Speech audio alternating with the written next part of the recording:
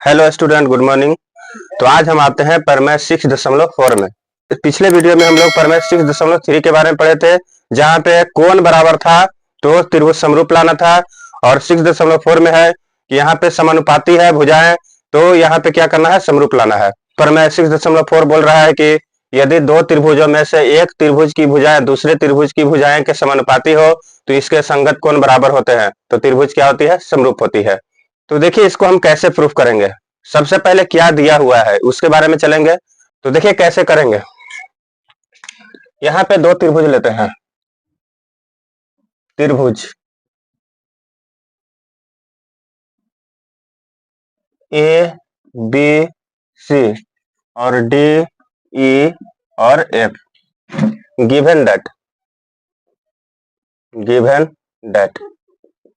देखिए given that में क्या दिया हुआ है, त्रिभुज ए बी सी तथा त्रिभुज डी ई एफ में ए बी बटा, मान लेते हैं कि ये भुजा समानुपाती है ए बी बटा डी ई बराबर बी सी बटा ई एफ बराबर ए सी बटा डी एफ। देखिए भुजाएं समानुपाती दिया हुआ है, तो समरूप में पढ़े हैं कि अगर भुजाएं समानुपाती हो और सभी संगत कोण बराबर हो तो त्रिभुज क्या होती है, समरूप होती है। लेकिन यहाँ पे कह रहा है प्रमेय 6.4 में कि अगर भुजाएं समानुपाती हो तो त्रिभुज क्या होती है, समरूप होती है। तो देखिए अगर सिद्ध करना है तो भुजाएं समानुपाती और संगत कोण क्या होना चाहिए, बराबर होना चाहिए। अगर भुजाएं समानुपाती है तो बताइए कि कैसे संगत कोण बराबर होगा, वही प्रूफ करना है। तो उसके बाद सिद्ध क्या करना है, सिद्ध करना है टू प्रूव दैट त्रिभुज ए बी सी समरूप है त्रिभुज डी ई एफ। यही समरूप सिद्ध करना है। या हम बोल सकते हैं कोण ए बराबर कोण डी, कोण बी बराबर कोण ई और कोण सी बराबर कोण एफ। देखिए कंस्ट्रक्शन रचना क्या करते हैं। देखिए डी से डीपी और डी से डीक्यू, कंस्ट्रक्शन डी से डीपी बराबर ए बी तथा डी से डीक्यू बराबर ए सी, काटे या खींचे, काटे। तो डी से डीपी जो है ए बी के बराबर होगा, मान लेते हैं, और डी से डीक्यू बराबर ए सी हो गया, मान लेते हैं इसको भी, और पीक्यू को मिला दिए और पीक्यू को मिलाया गया। उसके बाद चलते हैं प्रूफ।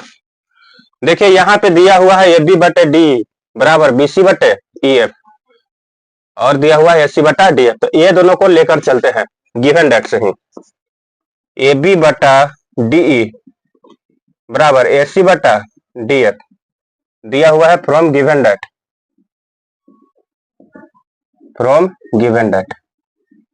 क्लियर है। अब इसको पलट देते हैं, डी ई बटा ए बी बराबर डी एफ बटा ए सी। तो देखिए यहाँ पे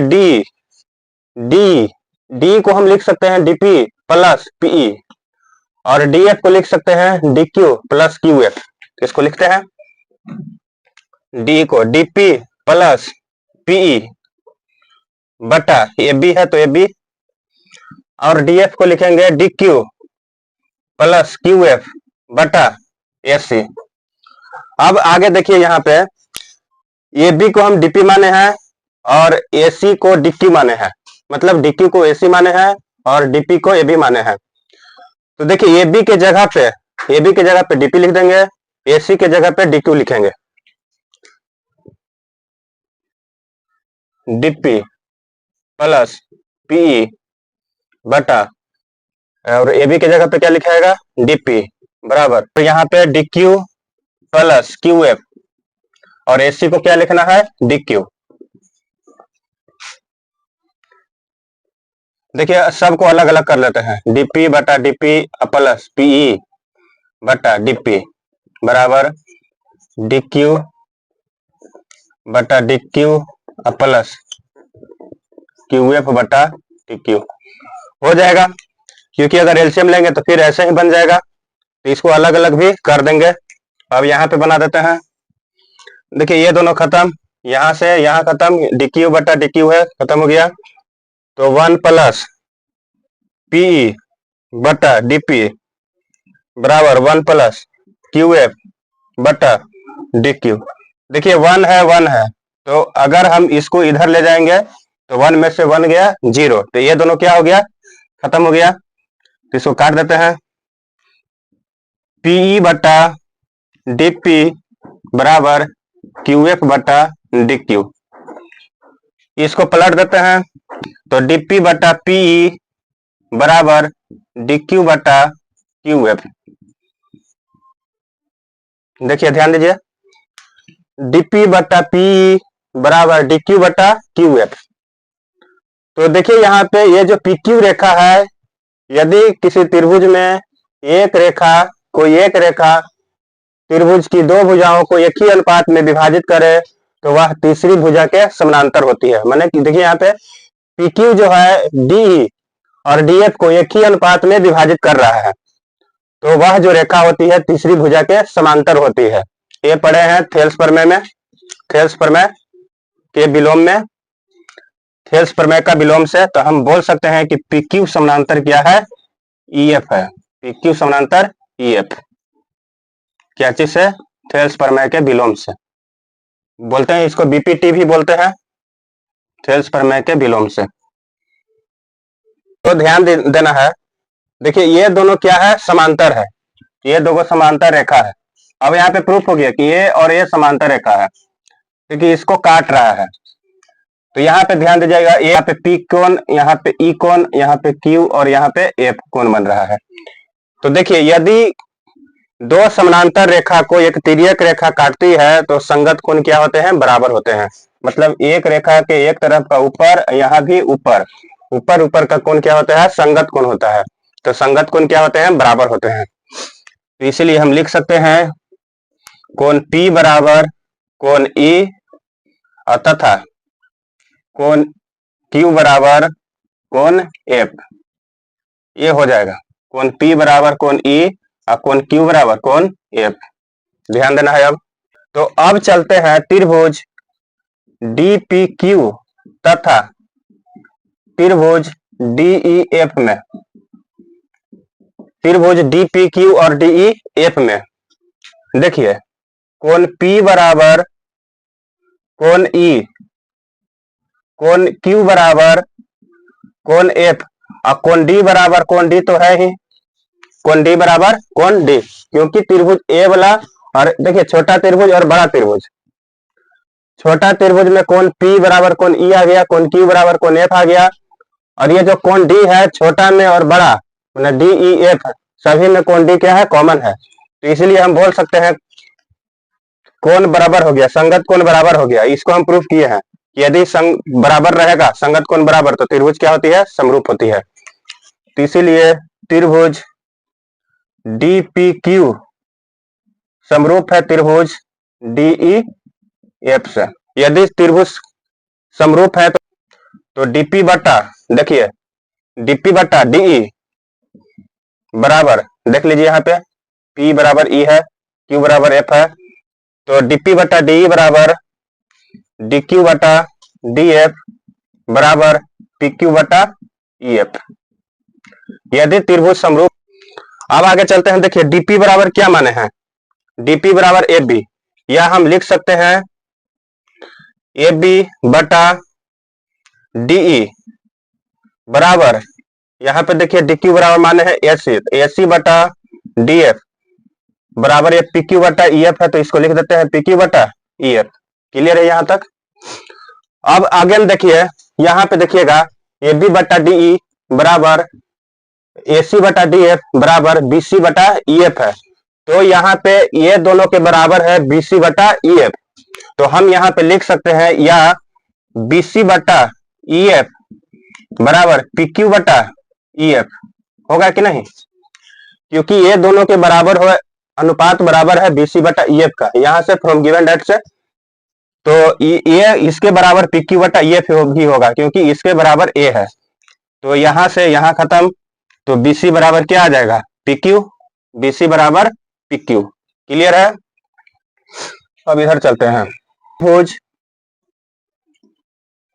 ABC तथा त्रिभुज DPQ में, DPQ में देखिए, हम यहाँ पे ABC में AB बराबर क्या दिया हुआ है, AB बराबर दिया हुआ है DP, और दिया हुआ है AC बराबर DQ, और यहाँ पे आ गया BC बराबर PQ। तो देखिए, इसका साइड और इसका साइड, सभी साइड क्या है, इसके साइड के बराबर है। तो ये दोनों त्रिभुज हो गया सर्वांगसम। त्रिभुज ABC सर्वांगसम हो गया त्रिभुज DPQ। क्या चीज है, साइड साइड साइड से, साइड साइड साइड से क्या हो गया, सर्वांगसम हो गया। अगर सर्वांगसम हो गया तो त्रिभुज की भुजाएं तो बराबर है, तो त्रिभुज का कोण भी क्या होती है, बराबर होती है। तो कोण A बराबर कोण D, और कोण B बराबर कोण P। A बराबर D और B बराबर P, और कोण C बराबर कोण Q होगा। अगर सर्वांगसम हो गया तो त्रिभुज का कोण भी क्या होगा, बराबर होगा। तो कोण A बराबर कोण D, कोण B बराबर P, और कोण C बराबर कोण Q। लेकिन यहाँ पे देखिए, फ्रॉम गिवन दैट, यहाँ पे ध्यान दीजिएगा, यहाँ पे ध्यान दीजिए, कोण P बराबर क्या है, कोण E, और कोण Q बराबर क्या है, कोण F। लेकिन कोण P बराबर कोण E, और क्या दिया हुआ है, कोण Q बराबर कोण F। देखिए, कोण P बराबर कोण E, या कोण Q बराबर कोण F, इसीलिए हो जाएगा। अब चलते हैं त्रिभुज ABC और त्रिभुज DEF में। यहाँ पे देखिए, कोण A बराबर कोण D लेके आ गए हैं, कोण A बराबर कोण D, ठीक है। अब देखिए, यहाँ पे कोण B जो है कोण P के बराबर है, और कोण P जो है कोण E के बराबर है। तो कोण P और कोण P यहाँ पे कॉमन है, तो कोण B किसके बराबर आ जाएगा, कोण E के। मतलब कोण B भी किसके बराबर आ जाएगा, कोण E के। तो कोण B बराबर कोण E। आगे देखेंगे, कोण C कोण Q के बराबर है, तो Q के जगह पे हम क्या लिख सकते हैं, कोण C भी लिख सकते हैं। तो कोण C बराबर कोण F के बराबर। तो इसीलिए त्रिभुज ABC समरूप हो गया त्रिभुज DEF, प्रूव्ड। संगत कोण बराबर आ गया, और गिवन दैट में लिखा हुआ है संगत भुजाओं का अनुपात बराबर है, तो त्रिभुज का हो गई, समरूप हो गई। तो 6.4 खत्म हो गया। आगे आएंगे 6.5 में। अगर इसमें कुछ डाउट लग रहा है तो आप कमेंट करिए, और जितना प्रमेय है उसको 2 बार 4 बार रिवीजन करिएगा, एकदम हल्का लगेगा, क्योंकि सभी एक दूसरे से रिलेटेड है। आकृति को बनाइएगा, वहां से आपको सोल्व हो जाएगा। तो चलिए अगले वीडियो में मिलेंगे, तब तक के लिए धन्यवाद, थैंक यू।